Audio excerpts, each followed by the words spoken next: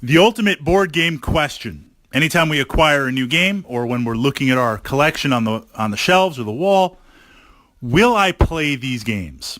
Will I play this game? What position, what place is it going to have on my collection, in my collection?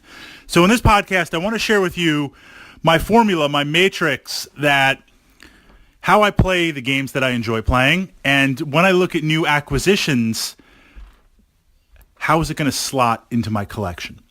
So I have three groups of games, and by groups, I mean literally piles and places of where they're located in the Fritz cave.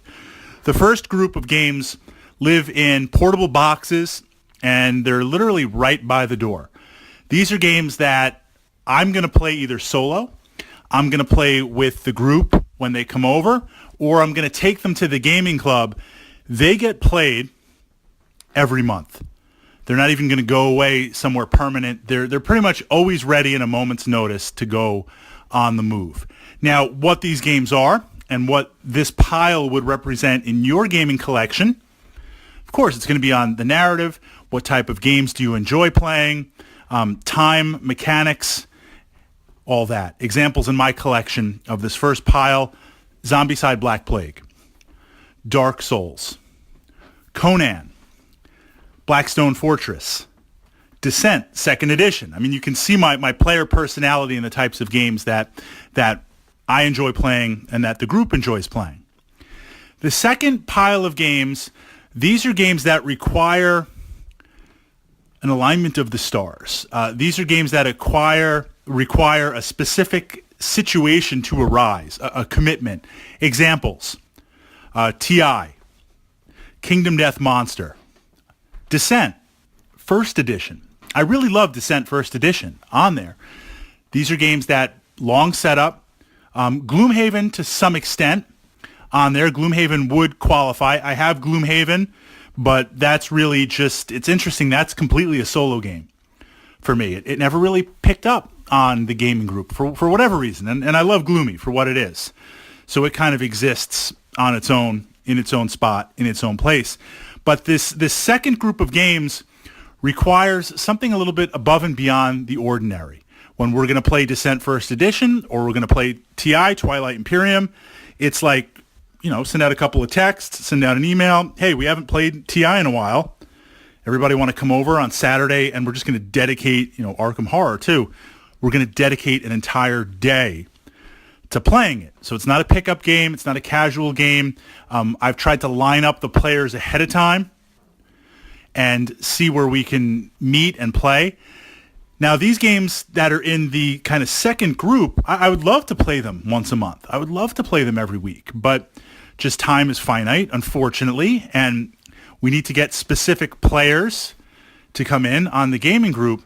You have to be careful if you add to this type of, when you acquire games, your acquisition schedule, that add to this second group, because you're not going to get as many plays out there. And if you have 3 or 4 or 5 or 6 or 7 or 8 titles already that fulfill this kind of second grouping, you're going to dilute the pool.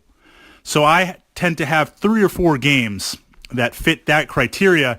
Any more than that, I'm not going to be able to play them all on that. If you have 3 or 4 kind of specialty type games, you can get in a couple of plays a year. And I know that doesn't seem like much, but it requires something kind of unique to line up.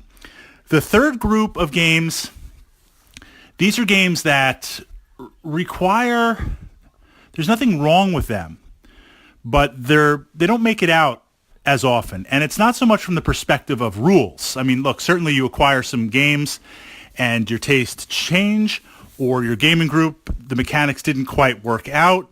So there are games that are hit or miss. I'm talking about ultimately looking to color your collection where there's all your favorite titles. Examples of games in this third kind of category, from my perspective: Space Hulk, Relic, great Warhammer 40,000 themed games, but the challenge Pathfinder the Adventure card game, that used to be in pile number 1, but we played through it so many times. Now it's kind of to the third pile, because if I want to pull out Pathfinder the Adventure card game, people are like, Fritz, let's just play regular D&D. So with Space Hulk And with Relic, set in the Warhammer 40,000 universe, I also play a lot of Warhammer 40K. I love Warhammer 40K.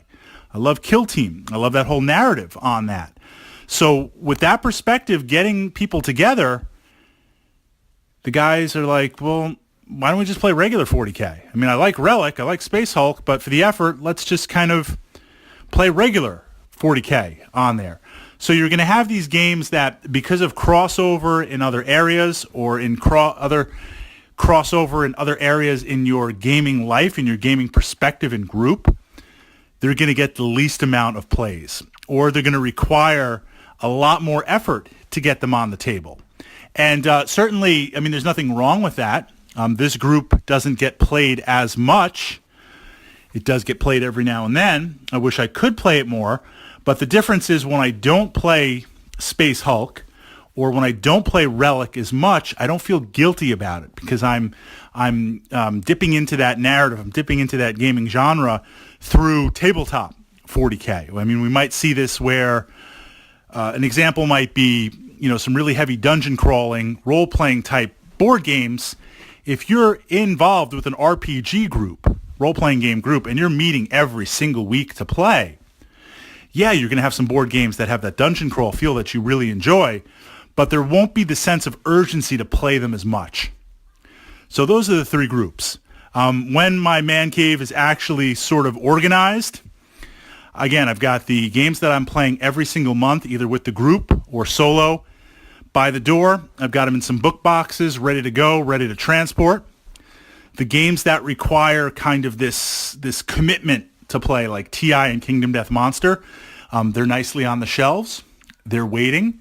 I see them there, and we're going to have great times in the future, and we've had great times in the past. And the third kind of grouping of games in my collection, they're up a little further on the shelf. I still enjoy playing them. I love the metrics and the mechanics of them, but there isn't so much of an urgency, and I don't feel as bad when I play them.